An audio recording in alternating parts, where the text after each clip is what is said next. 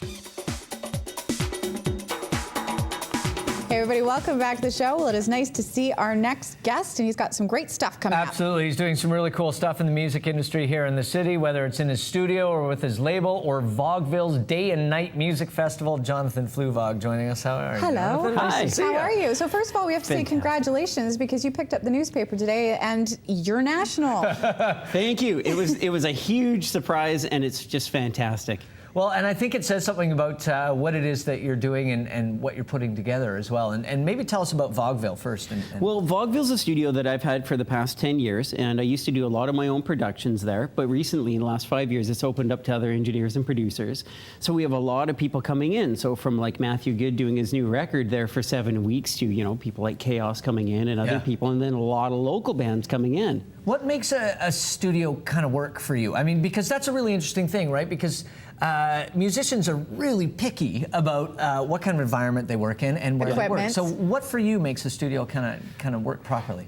The vibe. It's all about the vibe of the studio, because anyone can get a loan for a whole bunch of money, put together a studio, and wham, okay, now you've got a bunch of gear, right? That doesn't do anything for anybody.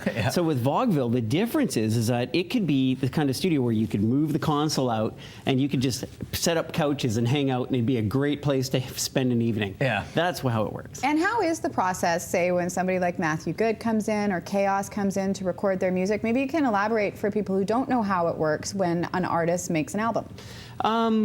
Well, I could do a whole show on that. Depends on the artist, I guess, too. It depends on the artist, right? But yeah, I mean, they normally come in, you know, you do your drum tracks first, and then you do your bass guitar tracks, and then so you spend weeks and weeks. So 7 weeks, you know, that's a long time. So no kidding. So you spend maybe 5 days doing nothing but drum tracks, and then you spend like 3 days doing nothing but bass, and then guitar and vocals. See, you know, I'm one of those guys that still envisions like the whole band kind of being in the studio, and they're all jamming together. And yeah, they got a mic, and I actually have a mic that Frank Sinatra sang into called a U47 mic, and it's this vintage mic from like 1950. Wow. And that's the mic. So I've tried that. I tried setting up a band in a room just for the fun of it and seeing how it sounded. It was amazing. I'm like, actually, that's why it sounded good. That's interesting. Now tell us a little bit more. Vogville.com, you obviously have a vision for this. Tell us about the Day and Night Music Festival that you're doing. Well, the Day and Night vision is that it's about community. So I'm managing a band called the Light Machines, and I was booking them into local clubs, and I noticed that there's a real need for bands to be able to play to more people than just the small amount of people that, like 100 people at a club, right?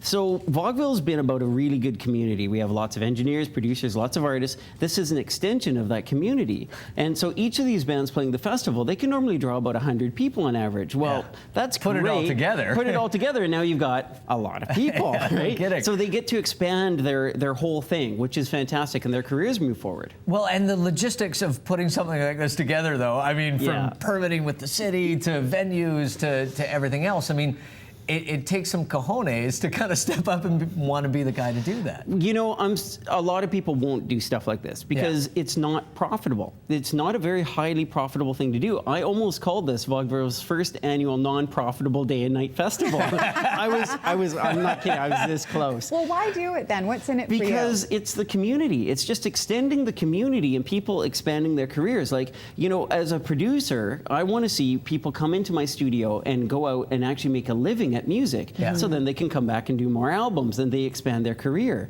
Now this is the festival idea, you know, everyone's just getting out there, and that's what I'm trying to do here. So I told the bands, like, if I make profit, it's all going to go to you. I'm not going to keep any of this because this is about you guys moving forward. Why did you decide to go into the music business instead of the shoe business? You spent 1 year working with your dad. Yeah. Is that why? Yeah, that's right. But what was it about the music business instead of footwear? Well, because I was around the fashion industry. My mom was a famous model in the 60s in Vogue and all these magazines, and my dad's doing the shoe thing, and he's famous for that. So I always kind of knew that about the little man behind the curtain. You know, you always saw the good, the bad, and the ugly, and I always knew that my dad, for instance, always had more fame than he did fortune up until not that long ago, actually. So it really was great to want to do something myself where I have the control of my industry. I know what's going on. I'm not relying on my mom or my dad or anyone else. Well, and a fascinating correlation, though, at the same point, because there's always been that association between Fluevog as a shoe and rock and roll, right? And music huge as well. So it's kind of nice that there's that symmetry within the family as well. one of those two things. Did your dad give you any advice when it comes to business? Because one of the things we were talking about a lot is assumptions that people have about different industries, right? And I think people still have it about the music industry. Huge. That, you know, it's a bunch of high rollers and these guys are Rock making stars. albums and sort of doing all this stuff. But the work, the everyday, the day-to-day as well. It's huge. The day-to-day to manage a studio, run a studio, and manage a band and get it moving forward and actually get the momentum behind it that you need is such hard work. Yeah. And I'm always preaching to people, like, there's all these contests locally, right, where, you know, you can win $100,000 or something if your band wins. You get all these Facebook messages saying, vote for us or else our career's over. And I'm like, you know, if your career is over because you didn't win a contest, you probably aren't going to have never a career. started. It never started. So, you know, from the interns at Vogville working very hard and being even volunteer, you know, and working their buns off every day to try and move their career forward, to, you know, every people in this industry doing makeup to help, you know, move their career forward for free. People are in it because they love it. Exactly. And so if a band has to win a contest or have it given to them or have guarantees, like, I want to guarantee my career is going to happen, you go, there are blockbuster movies released and they have no guarantees. Yeah. You know, I want to guarantee that your guys are going to go off and do well. I'm not going to have that guarantee. Well, and to have a hand in helping people with that work, right? You know, if they're willing to do it, to be able to put together stuff like this and say, hey, you know, I've got the venue, I've got the facility, I've got the concert that you can play. You just got to get there and work hard when you do it. And the bands I have in this festival are really hard-working bands. Tell us a little bit about the bands. It's happening February 19th, and people can go to vogville.com to find out all the information. But give us a scoop. What's happening? Well, you know, we have bands, like I said, that would be maybe on the Peak FM radio. There's no metal bands or anything like that. But these are all very hard-working bands. So you got bands that draw about 100 people, and to draw 100 people in this town to any kind of show, that's serious business. Like, they are working their Twitters and Facebooks and the social media. They're networking. They're really working hard. And so, you know, that's the bands I wanted to showcase. I didn't want a bunch of bands who are like, we just want to play, and that's great. I also didn't want to hire like Coldplay to come play some festival and everyone rides on their coattails. And I'm telling you, I was told by everybody, that's what you need. You need a headliner. Oh yeah, Jonathan, who's a headliner? I'm like, how about you? Yeah. They're like, what? Quickly run through the bands for us. Who's going to be playing? And there's bands during the day, obviously, for all ages, and then at night things get a little edgier, I guess. Okay, well, we have Los Furios, and they're kind of ska. They're